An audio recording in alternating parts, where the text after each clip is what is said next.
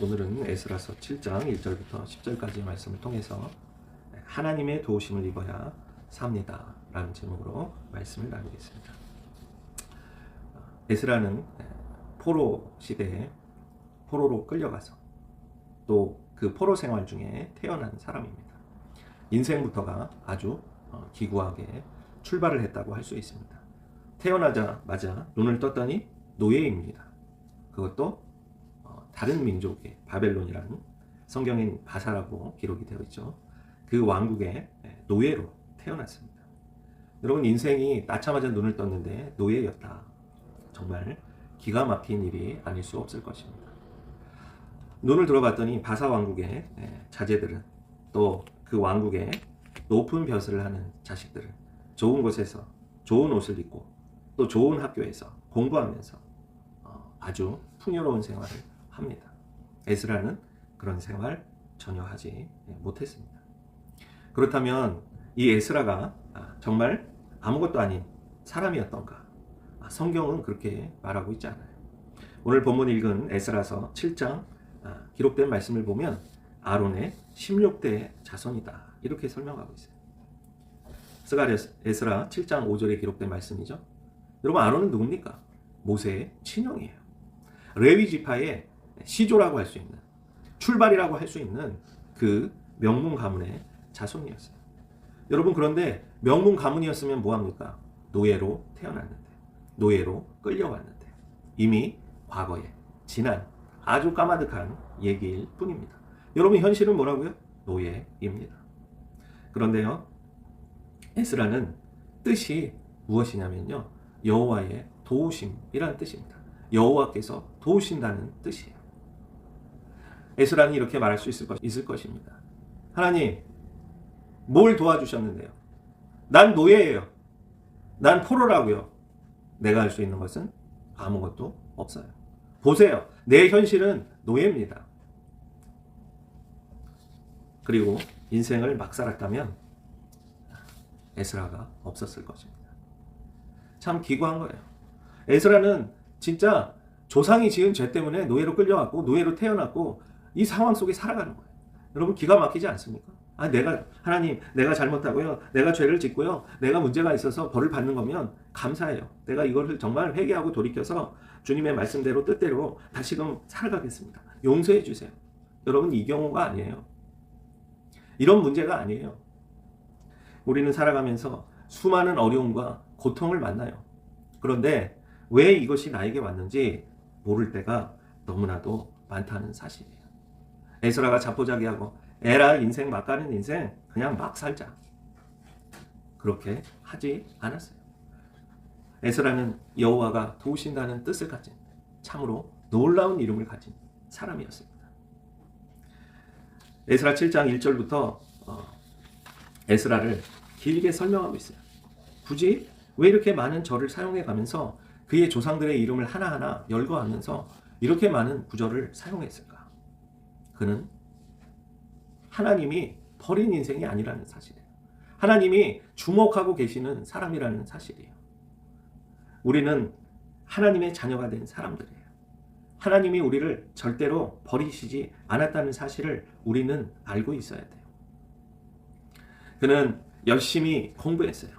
열왕기하 18장 21절 그리고 에스라 7장 1절 6절에 보면 그는 레위 지파에 속한 제사장이었습니다. 제사장 가문이었습니다. 그리고 모세의 율법에 능한 서기관이었어요. 레위인들의 하던 가장 중요한 일들 중에 하나가 예배를 드리고 제사를 드리고, 그리고 하던 일이 모세의 율법을 가르치는 일이었어요. 이 일을 그는 충성되게 했다는 사실이에요. 비록 포로된 바벨론 땅에서 태어난 노예였지만 그는 하나님의 말씀을 깊이 연구하고 그것을 백성들에게 가르쳤습니다. 그리고 바사왕 고레스에게 예루살렘에서 귀환할 허락을 받고요. 그리고 성전을 건축할 물자와 또 돈도 얻어가지고 지원자 1,800명을 이끌고 출발해서 4개월 동안 자그마치 4개월의 긴 여정을 끝내고 도착하여 예루살렘에서 예배를 인도하고 하나님의 말씀을 가르치는 사람으로 세워지게 됩니다.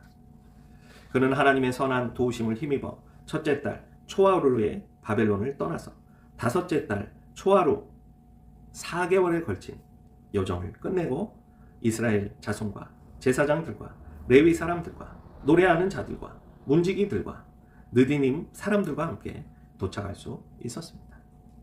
1800명의 무리를 이끌고 그들이 씨앗이 되어 그들이 예루살렘의 회복의 씨앗이 되어 다시금 그 역사를 시작한 것입니다.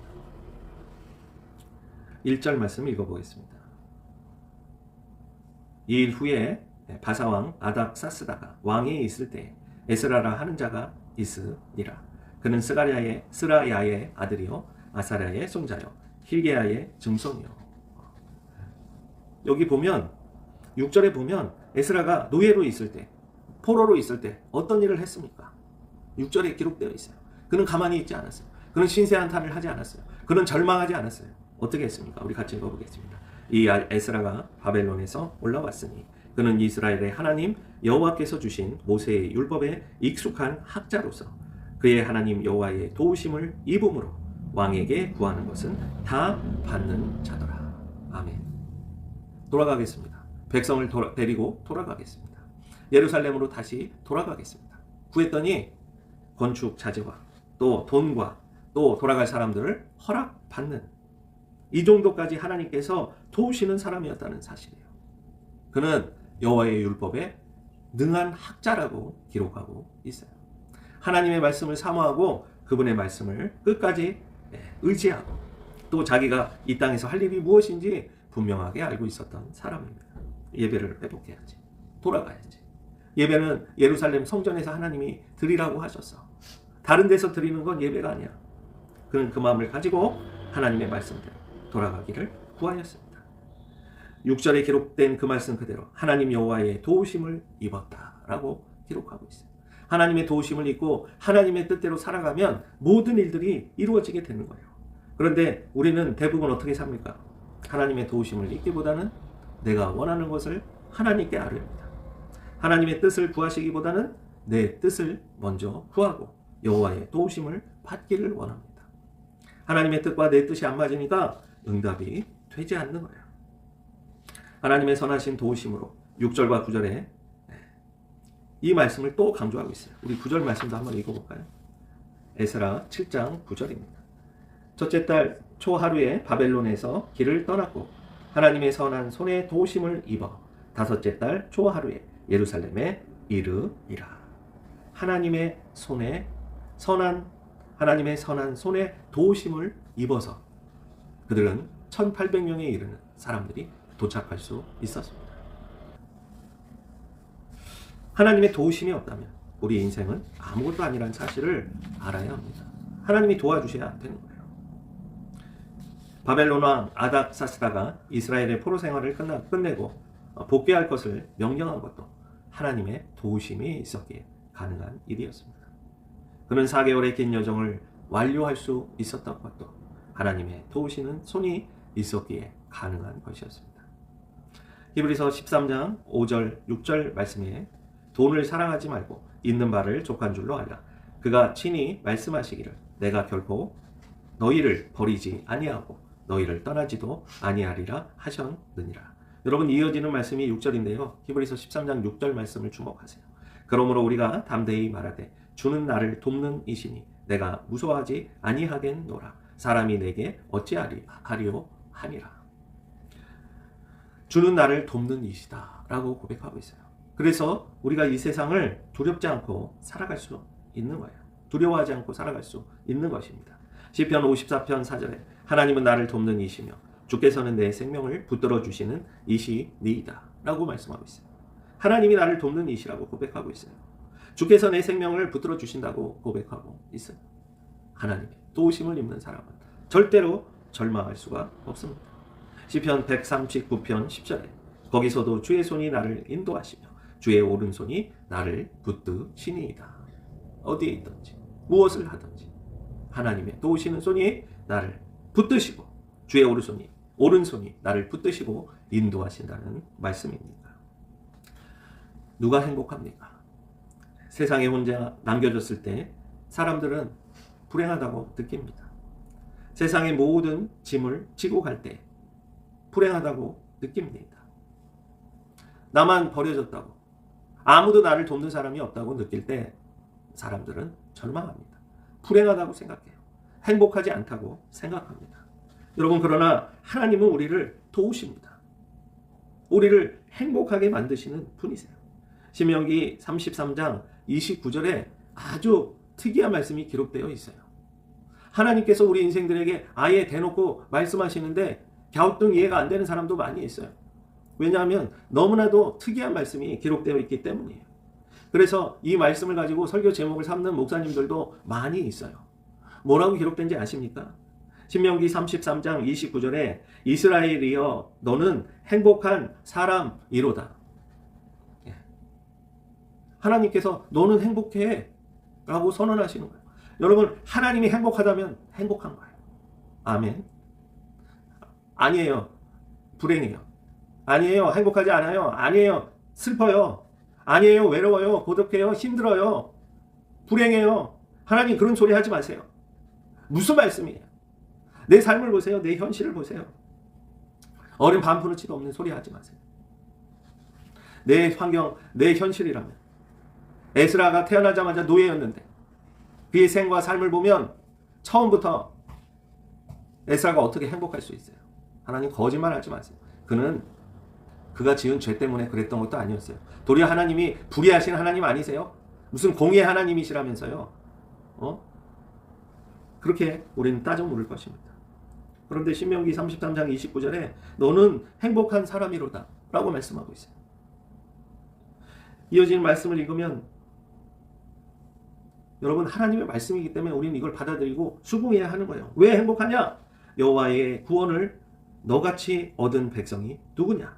그는 너를 돕는 방패시오 내 영광의 칼이 시로다. 내 대적이 내게 복종하리니 내가 그들의 높은 곳을 밟으리로다.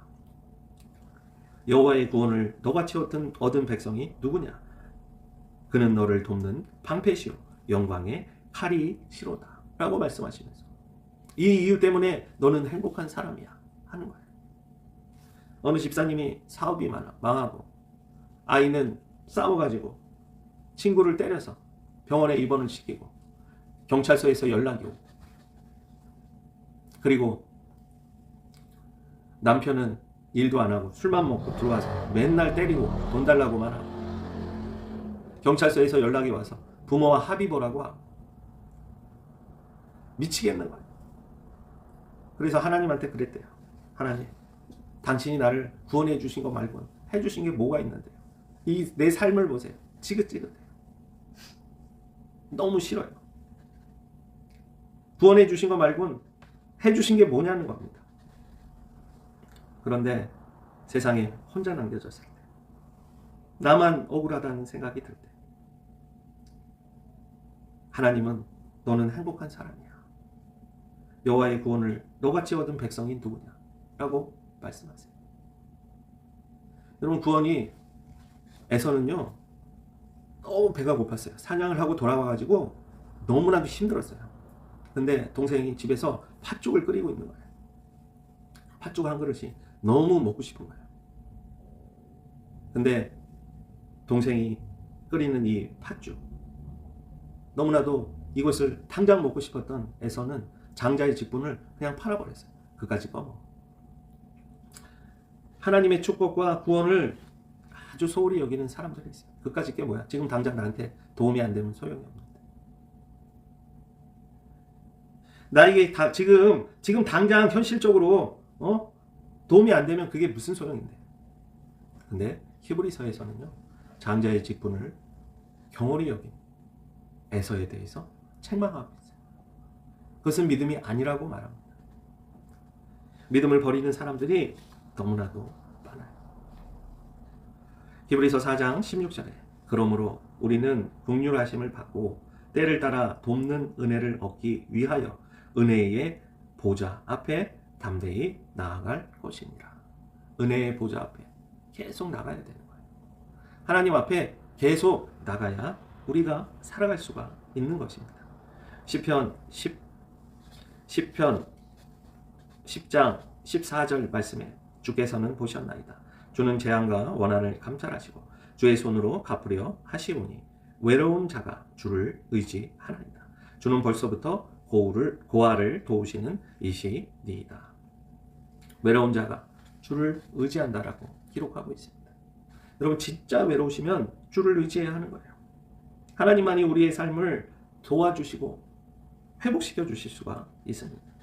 시편 118편 7절에 여호와께서 내 편이 되사 나를 돕는 자 중에 계시니 그러므로 나를 미워하는 자들에게 보응하시는 것을 내가 보리로다 라고 기록하고 있어요. 우리는 선하신 하나님의 도우심을 구하기보다는, 그분을 의지하기보다는 다른 것들을 더 의지하고 그것을 더 소중히 여기며 살아갈 때가 많습니다. 한 행복한 가정이 있었습니다. 엄마는 예쁜 자매를 낳았어요. 이 아이들이 크는 모습을 보면서 난 돈도 별로 없는데 어떡하지? 그래서 이분이 그러면 내가 옷을 만드는 재주가 있으니까 직접 만들어서 입히자. 그래서 옷을 예쁘게 만들어서 입혔어요. 입혔는데 사람들이 이거 어디서 샀냐고 너무 이쁘다고 소문이 나기 시작한 거예요. 그래서 옷을 한두 번 만들어서 팔기 시작하니까 이게 회사가 되고 공장이 되고 나중엔 외국에 공장까지 차려가지고 어마어마한 부자가 됐습니다. 여러분 행복은요 이렇게 찾아왔다가 갑자기 사기를 당해서 회사가 어려움에 처하기 시작하는 거예요. 그러더니 여기저기 문제가 생기기 시작하면서 하루아침에 쫄딱 망했어요. 아이들이 고등학교 다닐 때였는데, 한참 자랄 나이였는데, 한참 돈이 들어갈 나이였는데 행복이 오래 가지 못했어요. 부도가 나고 결국 회사는 물다. 또 집도 다 부도 막느냐고 팔리고 아주 작은 월세방으로, 사불세방으로 돌아가고 말았어요. 3대째 믿음의 가정, 모태의 가정에서 자랐던 사람이었지만 잘 나가고 부자일 때 주님을 새까맣게 잊어버렸지. 예배도 잘 드리지도 않고 그러고 살다가 다 망하고 나서 하나님을 만나게 되는 거예요. 딸이 다니는 교회에 출석하면서 믿음을 조금씩 회복하기 시작했어요. 참 아이들을 굶길 수가 없어서 리어커를 마지막 전재산 30만 원을 털어가지고 사서 거기서 처음에 떡볶이를 만들어서 팔고, 겨울이 좀 찬바람이 불자 주변에 있는 사람이 지나가다가 하는 거예요. 겨울에는 붕어빵이 잘 팔립니다. 붕어빵 장사를 하세요. 그 말을 듣고 붕어빵을 팔기 시작했어요. 너무나도 잘 되는 거예요. 그런데 겨울이 끝나고 따뜻한 봄이 찾아오면서 이젠 너무 뜨겁고 만들기도 힘들고, 심지어 사람들이 붕어빵을 5월 달에 사가겠습니까? 안 팔리는 거예요. 그래가지고 고민을 하다가 와플을 팔기 시작했어요. 와플 장사를 시작했어요. 너무나도 잘 팔립니다. 그분이 매일 하나님 앞에 예배를 드리면서 작지만 헌금을 하기 시작했어요. 하나님의 마음을 담아, 그냥 남들이 다 헌금하니까 나도 해야지, 그런 마음으로 드리는 헌금이 아니에요. 진짜 과부의 2 랩돈 하나님께 드릴 것이 없어서 너무나도 고통스러웠던 그 시절을 생각하면서, 지금은 내가 형편이 많이 좋아졌는데 그러면서 매일 조금씩 하나님께 드리기 시작했어요. 단순히 헌금만 드린 게 아니에요. 예배도 회복하고 믿음도 회복해 나갔어요. 여러분, 그렇게 시작한 회사가 와플 대학입니다. 지금은 연 매출이 800억에 달하는 거대한 회사로 성장하게 되었어요. 올해 70세가 된 손정희 장로님 이야기, 여자분이거든요. 중졸, 지금은 검정고시를 하셔서 고졸까지 다 하셨지만 이분이 그렇게 주님 앞에 회복되고 은혜로 지금은 살고 있다고 말씀하세요. 자기는 스케줄이 없대요. 하나님, 저 내일도 스케줄 비었어요. 하나님의 스케줄대로 나를 사용해 주세요. 이러면서 살아갑니다. 믿음을 회복하는데 참 많은 시간이 걸린 거예요. 어쩌면 지금도 많은 사람들이 풍족한 환경 속에서 믿음을 회복하지 못한 채 살아가는 분들도 많을지 모릅니다. 하나님은 우리가 믿음을 회복하고 하나님께 진정한 영과 진리로 드리는 예배를 회복하기를 원하세요. 우리 9절 말씀 읽어보겠습니다. 에스라 7장 9절 말씀입니다. 첫째 달 초하루에 바벨론에서 길을 떠나고 하나님의 선한 손에 도우심을 입어 다섯째 달 초하루에 예루살렘에 이르니라. 여러분, 그 길이 4개월의 기간이었어요. 결코 짧은 기간이 아닙니다. 4개월.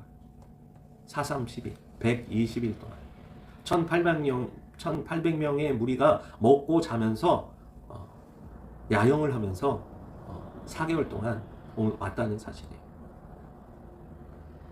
저는 군대 있을 때 행군을 해봐가지고요, 바깥에서 잔다는 게 얼마나 고통스럽다는 일인지 너무나도 잘 알고 있는 사람 중에 한 명이에요. 겨울에도 나가서 자본 적이 있고요, 여름에도 나가서 잔 적이 있고요, 가을에도 나가서, 봄에도 나가서 잔 적이 있어요. 저희 부대가 그냥 허구한 날 훈련하던 부대였거든요. 그런 생활을 120일을 한 거예요.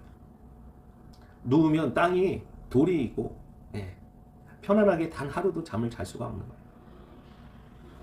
그런 120일을 견디고 그때 따라오면서 얼마나 많은 사람들이 불평했겠습니까? 여러분, 근데요, 예루살렘에 도착하면 거기 뭐 호텔 시설이 다 됐고 시설이, 아파트가 다 지어져서 완비가 돼서 쏙 입주만 하면 되는 그런 환경도 아니었어요.